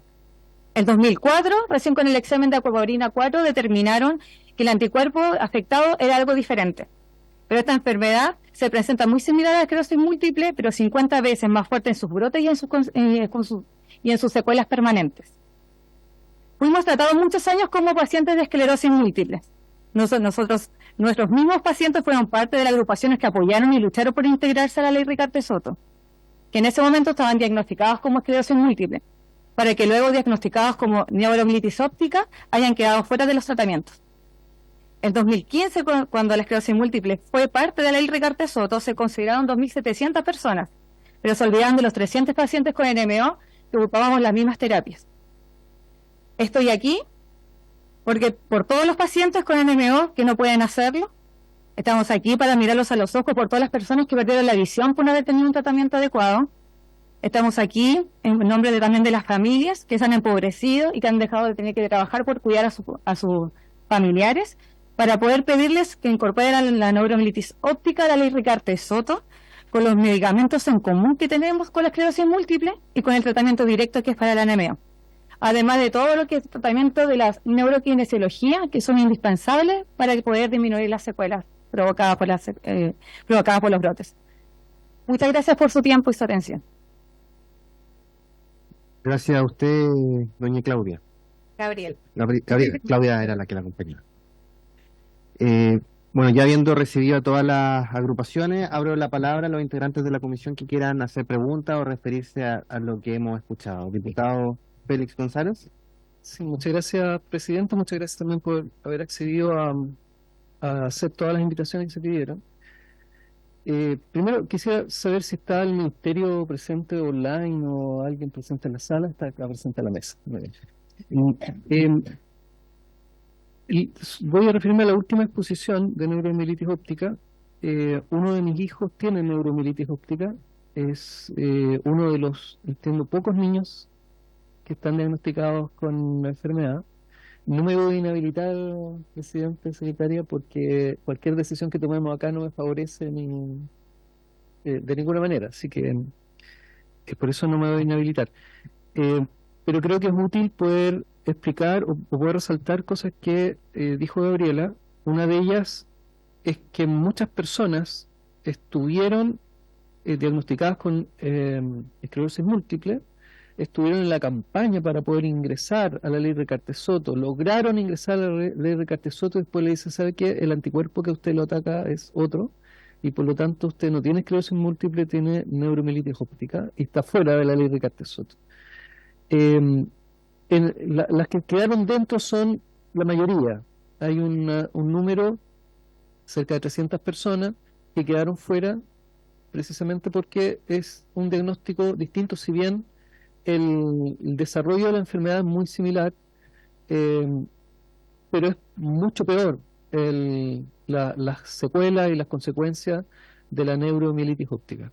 Mi hijo tiene 10 años y es una enfermedad incurable, es una enfermedad que va a ser para toda la vida, la posibilidad de que tenga recaídas en el tiempo es alta, y además de que debiera estar dentro de la ley de Recarte-Soto, debiera también considerarse que hay un medicamento específico, que es el que Gabriela señaló. ¿Por qué? Porque el tratamiento que hoy día están recibiendo, paréntesis, el medicamento actual no está autorizado para niños, así que tampoco es para adultos.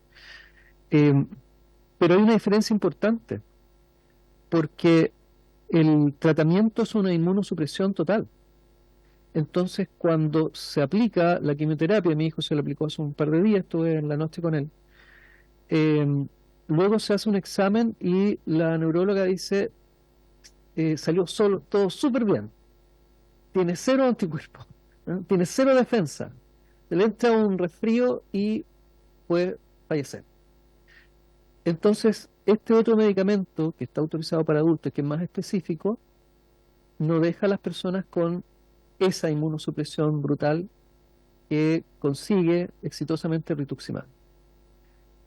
Por eso es que es importante que el Estado de Chile pueda entregar el tratamiento que corresponda a cada una de las enfermedades. Y en este caso, el tratamiento para neuromielitis óptica es uno que no me recuerdo cómo pronunciarlo, satralizumab. Ese es el tratamiento para neuromielitis óptica, no es otro, ¿sí? El otro es para otras enfermedades. Entonces, existiendo en Chile y teniendo autorización del Instituto de Salud Pública, estando autorizado y siendo recetado por los profesionales correspondientes, la responsabilidad del Estado es de cubrirlo, independiente del costo. ¿Sabe por qué? Porque va a pasar lo mismo que está pasando con AME, en donde los niños se mueren. Sí, y se mueren porque el Estado no ha podido entender lo siguiente, que termina pagando igual, porque la Corte les dice que tienen que pagar y que tienen que comprarlo. Y lo tienen que comprar de a uno por uno, pudiendo negociar el precio, programarse, porque lo tienen que pagar igual, no puede evadirlo, pero llega tarde con el AME. Llega tarde. Y acá, si no se corrige, está llegando tarde también porque hay un paciente que tiene el tratamiento probablemente por razones privadas, de manera privada, y el resto no lo tiene. Entonces, esta enfermedad que es vale para todas, pero quiero referirme a esta, que es una enfermedad rara, poco conocida, que uno lo explica a los amigos y después a las 3 semanas se lo tiene que volver a explicar, porque este anticuerpo, el anti-aquapurina 4, que es el que dice, sí, esto es lo que tiene, ¿no?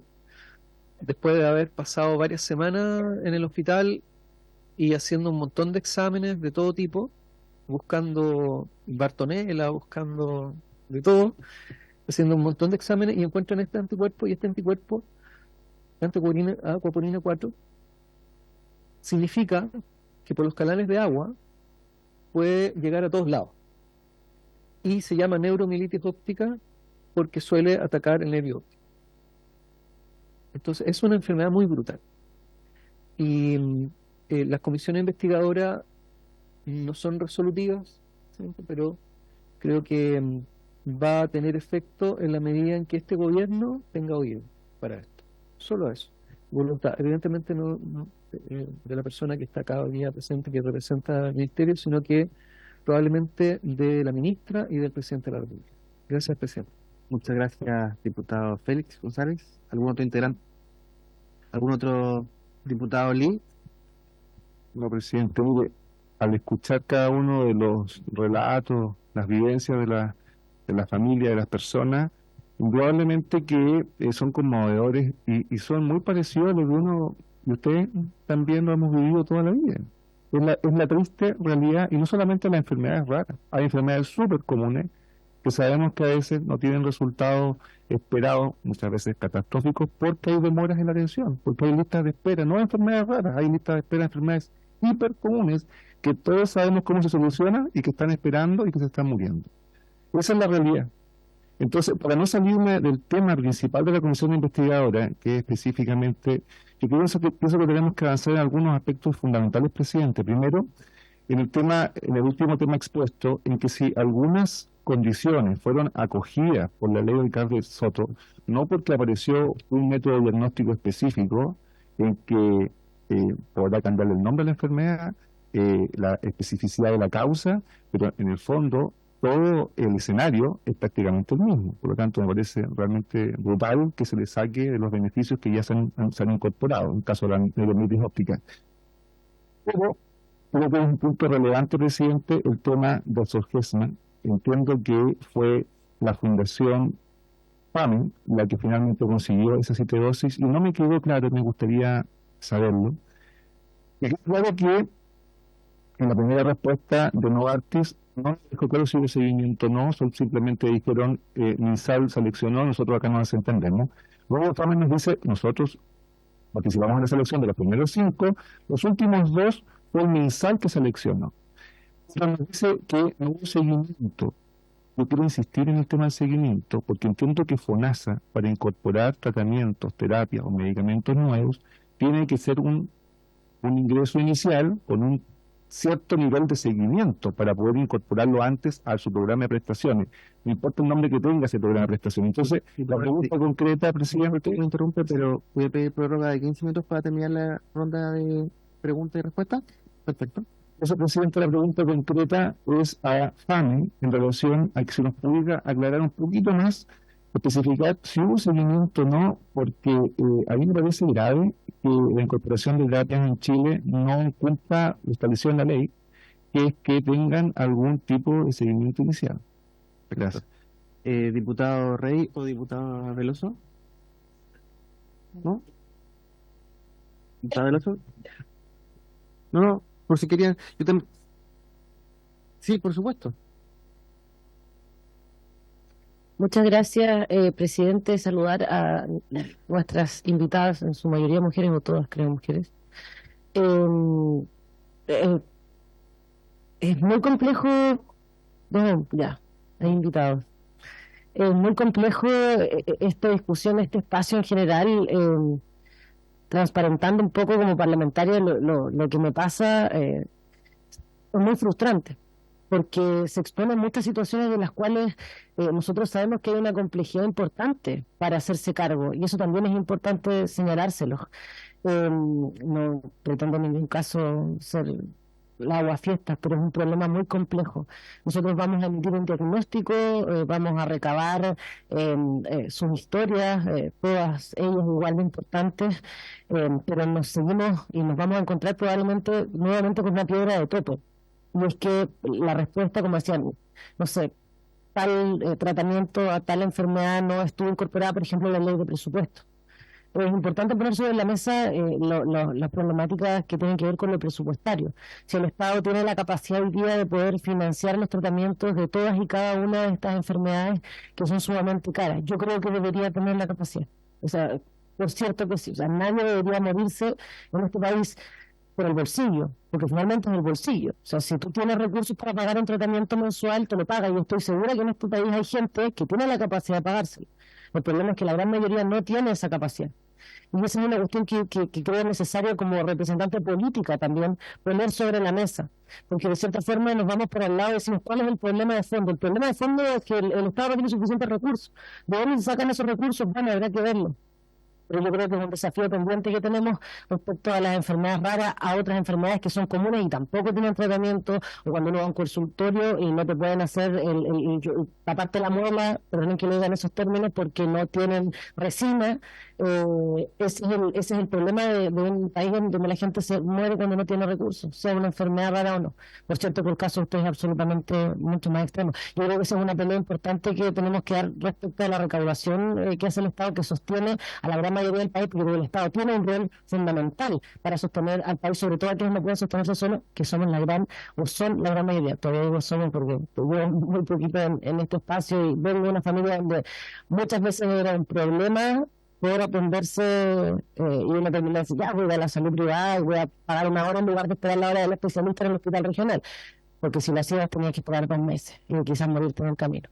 Entonces quiero poner eso sobre la mesa para recoger un poco la frustración y la pena que sienten, porque es una frustración muy compartida, muy sentida en nuestro país y que creo que no hay que perder de vista cuáles son las razones de fondo. Ahora, para terminar, presidente, solo en cuanto a la discusión presupuestaria sería importante que puedan tener presentes esos tratamientos, al menos en lo concreto, que hoy día deberían estar incluidos por la ley de Ricardo Soto, por ejemplo, pero que no se les asignó el presupuesto suficiente. Eso que nos decían, por ejemplo, de que existe esto, pero no van a hacer los controles, no van a hacer la mantención de las máquinas, no van las profesionales y no llegan. Creo que eso es algo concreto e importante con lo que podríamos partir, presidente, en lo que compete a nosotros nuestra facultad. Gracias. Muchas gracias, diputada Veloso. Yo también tengo algunas preguntas, primero que todo a Fundación NMO, a doña Gabriela.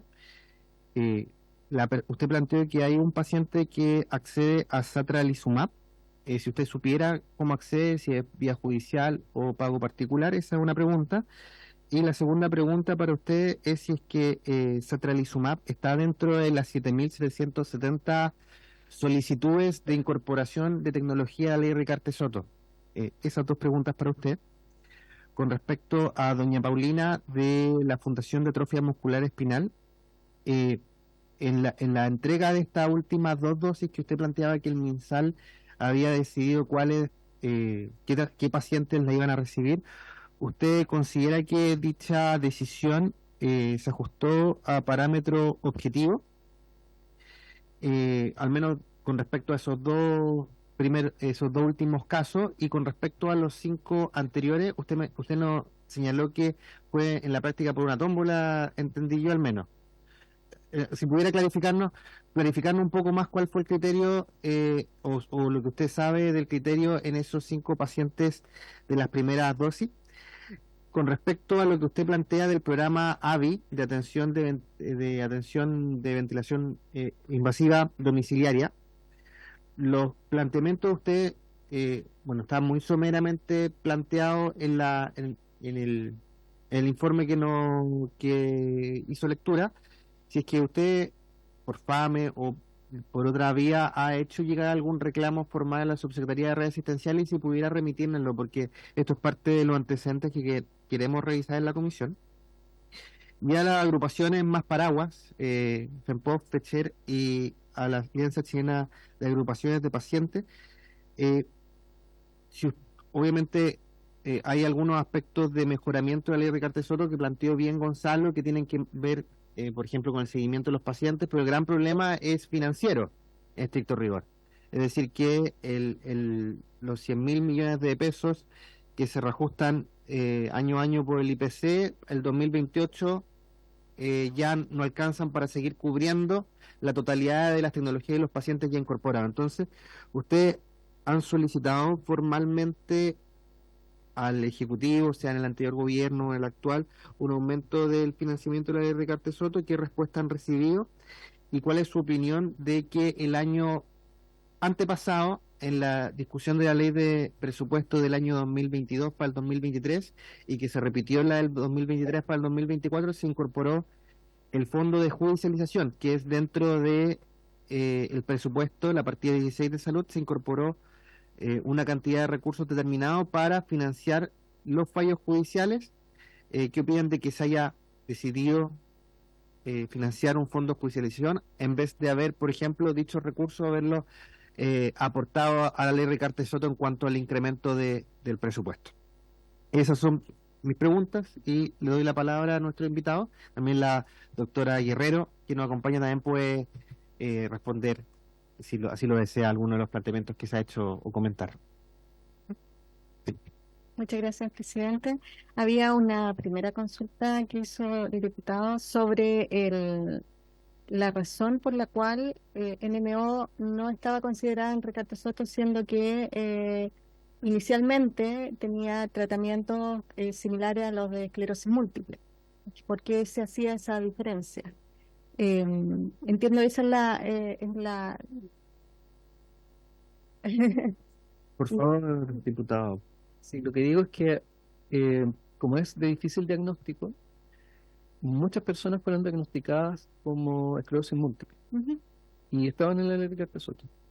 Y de la noche a la mañana se perfeccionó el diagnóstico y tiene otro nombre, porque es una enfermedad diferente y quedaron fuera.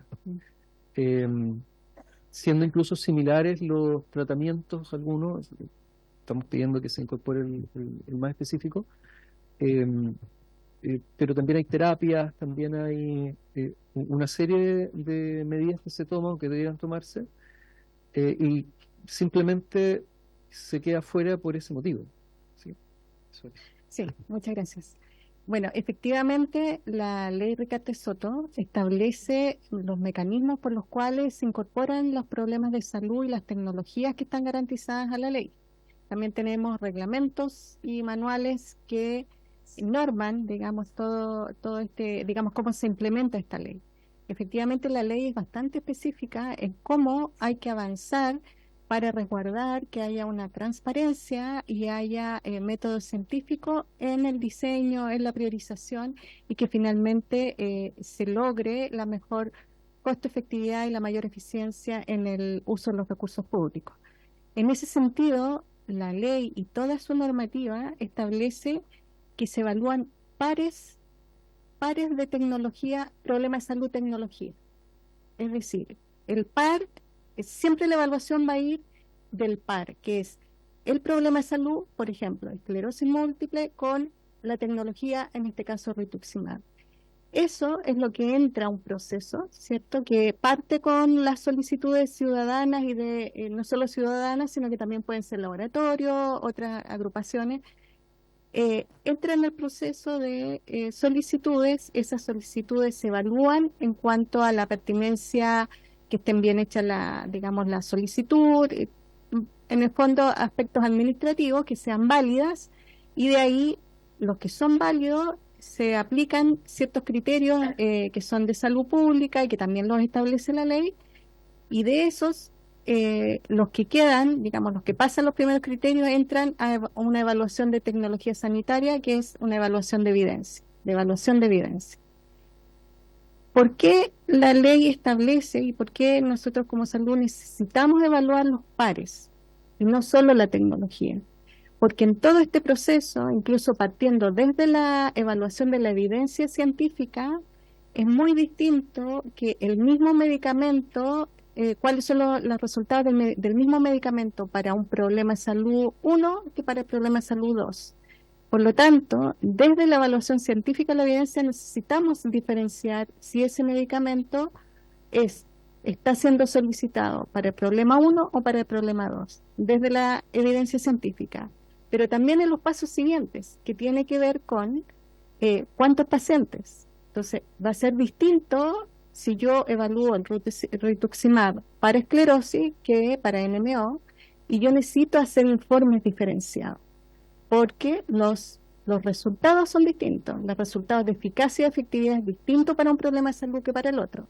Incluso el medicamento, entiendo no en este caso, pero incluso el medicamento podría tener registro sanitario para un problema de salud, pero no para el otro. Por lo tanto, necesariamente necesito diferenciar para qué estamos evaluando este medicamento, si es para un problema de salud o para el otro, y dependiendo de eso es que se van analizando en cada etapa. Hasta la etapa final es que se estima el impacto presupuestario, ¿cierto? Yo veo el costo del tratamiento, que incluso ahí también podría cambiar, dependiendo del número de pacientes que lo requieren, pero también podría cambiar la posología, o sea, cuánta es la indicación que tiene ese paciente para ese problema de salud, que puede ser distinta la indicación a que ese problema de salud 2. Por lo tanto, yo necesariamente para cumplir con todo este proceso que establece la ley, pero que la ley lo establece no de forma antojadiza, sino que resguardando una rigurosidad científica, es que necesito separar estos pares para la evaluación y para ir avanzando progresivamente y secuencialmente en todo este proceso de la ley Ricaurte-Soto, ¿ya? Una vez que finalmente tengo todo este listado de pares, que pasó todos los criterios knockout, que son los criterios, los primeros que se aplican, después va a evaluación de la evidencia, después va a la recomendación priorizada, ¿cierto? Tenemos una comisión con participación ciudadana, se hace un ranking de priorización, porque sabemos que no tenemos los recursos, digamos, que nos alcanza lamentablemente para todas las solicitudes que se hacen. Entonces se hace, la ley también resguardó la priorización, y finalmente cuando se hace un impacto presupuestario para la decisión final que toma la autoridad, eventualmente con el fondo disponible, que Hacienda es el que lo informa, se determina cuáles son de las tecnologías priorizadas, los pares, problemas de salud, tecnología priorizada pueden quedar. Una vez que quedan, se establece un protocolo, y ese protocolo está dentro del decreto, y por lo tanto eso está normado también. De manera tal que, lamentablemente, el protocolo en este caso establece el rituximab, por ejemplo, para la esclerosis, y no para otra patología. Entonces, lo que se debiera hacer en estos casos es que, para un próximo decreto, se estudia el rituximab para la otra patología con todo el detalle que yo le había mencionado. Ahora bien, para responder adelantarme a otra pregunta que había con respecto a si el medicamento nuevo, bueno, el Cetralizumab. Efectivamente está, me imagino que ustedes saben y lo deben haber solicitado, está en el registro de solicitudes para el decreto 2025. Pero esta es una patología nueva y una tecnología nueva. Y en este momento, como lo presentó Gonzalo, ¿cierto?, en su presentación que estaba clarísima, nosotros efectivamente tenemos el informe del Ministerio de Hacienda en que no hay holgura en el fondo. Entonces, si las condiciones no cambian, aunque el medicamento esté en la solicitud, sea priorizado, pase por todas las etapas que yo mencioné, si no hay fondo disponible, no vamos a poder incorporar tecnologías nuevas. Ni esa, ni ninguna otra que pudiera ser priorizada. Gracias, presidente. Gracias a usted. Pido para poder terminar de recibir las preguntas una prórroga de 5 minutos. Las respuestas de Fundación NMO, para que prenda el micrófono. Respecto a la solicitud, efectivamente fue ingresada. Nosotros hablamos con el laboratorio para poder entender bien cómo eran los estudios del medicamento, la efectividad de este también, y también en comparación a rituximab, pero eso solamente va de nuestra área, de nuestra investigación propia como paciente. No bajo ningún alero de que más que neurólogos que nos pueden explicar con mayor retención cuáles las diferencias en sí entre rituximab y satralizumab. Lo que sí sabemos que es el tratamiento, es el único tratamiento que tenemos para la neuromielitis óptica que se asigna, es el rituximab, con una administración de cada 6 meses. La única paciente que tiene satralizumab en este momento, ella hace 11 años está diagnosticada, pero primero estuvo diagnosticada como esclerosis múltiple y hace 4 años, si no me equivoco, fue diagnosticada con neuromielitis óptica, porque rituximab no tenía el mismo efecto en su cuerpo, por lo que tenía más brotes, causándole ceguera y parálisis también en una de las piernas. Ella accedió al medicamento y accedió a los otros medicamentos por un seguro complementario que tenía contratado hace más de 20 años. Y por lo tanto reclamaba constantemente para que le pudieran cubrir las dosis anteriores de la ley Ricaurte-Soto, porque primero tenía esclerosis y luego ahora con satralizumab. medicamento que lleva administrándose hace casi un año, pero su seguro le cubre hasta los 70 años, que está cumpleaños el próximo mes. Así que el próximo mes deja de administrarse el medicamento.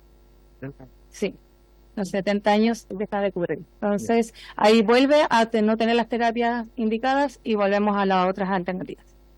Eso es. Muchas gracias por la pregunta. Doña Paulina. Referente a las primeras 5 dosis que preguntaba, efectivamente el laboratorio no participó en la elección de los pacientes, sino que el ministro París nos solicitó nosotros poder entregar la información de los pacientes que podían cumplir el rango de edad. En la base de datos solo justamente existían 5 pacientes que todavía no cumplían los 2 años, algunos de ellos ya tenían otra terapia, pero como estaban menores a los 2 años, la verdad es que quisimos ir un poquito contra la corriente porque nunca se le había dado la oportunidad a pacientes electrodependientes para recibir este tratamiento, por lo menos acá, dentro de los que fueron postuladas a la famosa ruleta mundial. El laboratorio no permitía la postulación de pacientes electrodependientes y nosotros incluimos dentro de este listado a 2 de ellos. El Ministerio aprobó este listado, lo validó el equipo clínico del Hospital Calvo Maquena, donde se aplicaron las 7 dosis, pero ellos no participaron en escoger pacientes.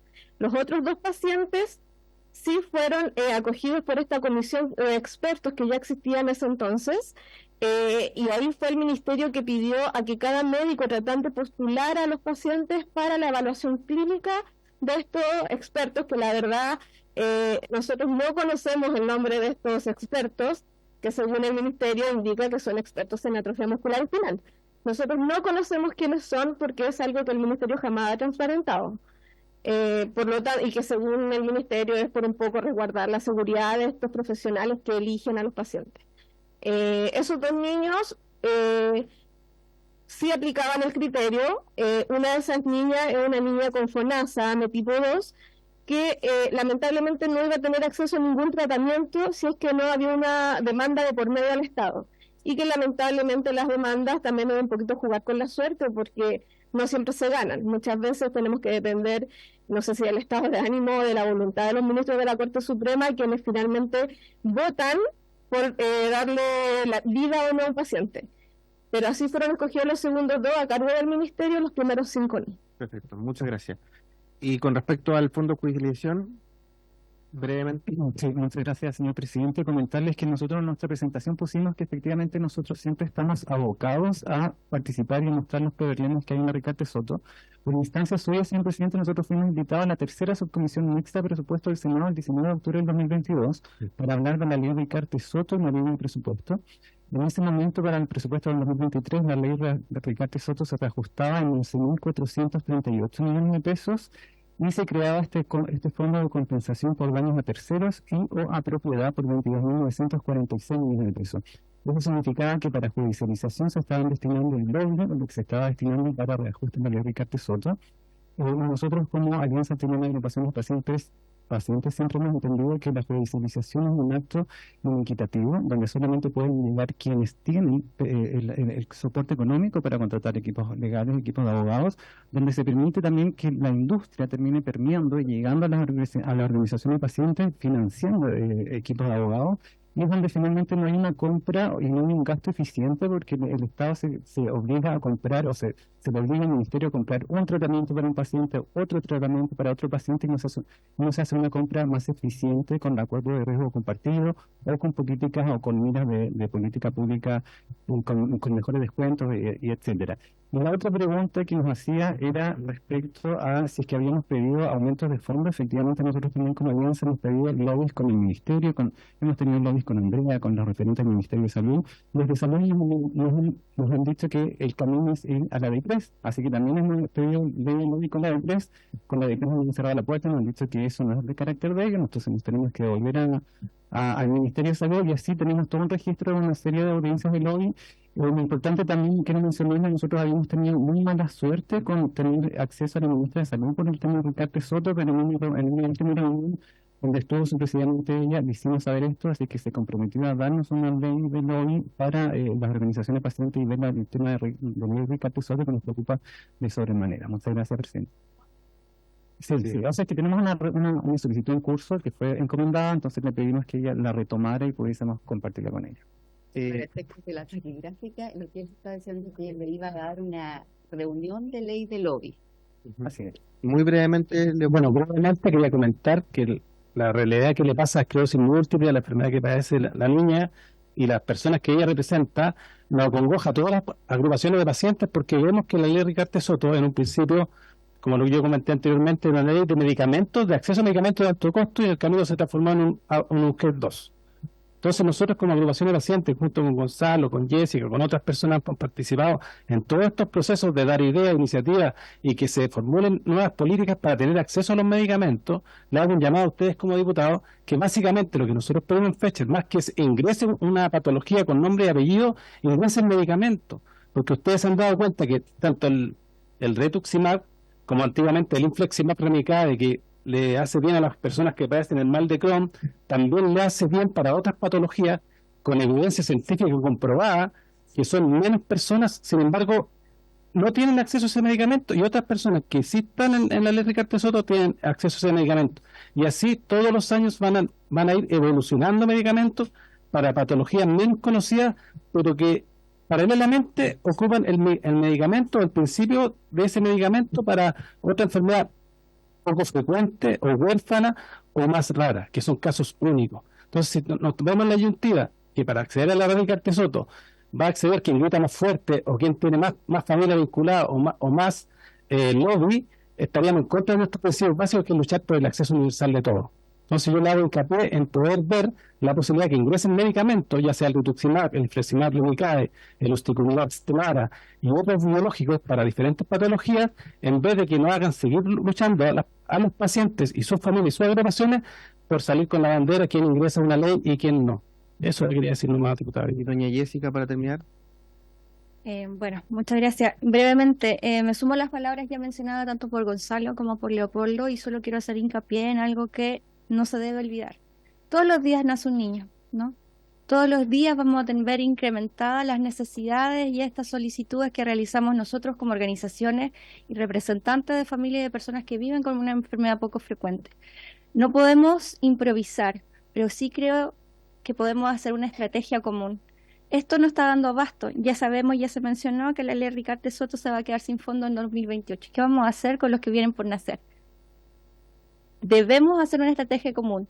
Y así como al diputado le tocó en una situación personal tener esta vinculación con una enfermedad poco frecuente, créanme que a cada uno de ustedes también le va a tocar, de manera directa o indirecta. Y también van a ser personas que van a cuidar a un otro. Y nos vamos a morir todos nosotros, pero tenemos que generar cambios reales, sustanciales, concretos, que alivianen el sentir, el día a día de las personas que vienen. Quizás mi hija no va a lograr tener nada. Hoy existe un medicamento, y solo me detengo un segundo porque nunca hablo de ella, pero existe un medicamento que fue aprobado por el síndrome de Rett por la FDA en Estados Unidos en abril del año pasado. Es de un altísimo costo, sin duda no va a llegar aquí. Si llega, ninguno de nosotros, de las familias con hijos con síndrome de Rett, lo vamos a poder adquirir.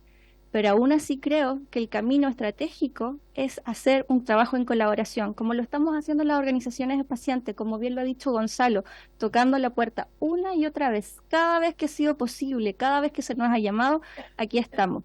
Vamos a seguir en este plan de colaboración, y a ustedes probablemente les va a tocar vivir una situación como la que estamos viviendo nosotros, y no puede ser que el Estado o el gobierno de turno no cumpla con lo que necesitamos, con un derecho de salud, equidad y dignidad sobre todas las cosas. Gracias. Bueno, por haberse cumplido el objeto de la sesión, esta se levanta.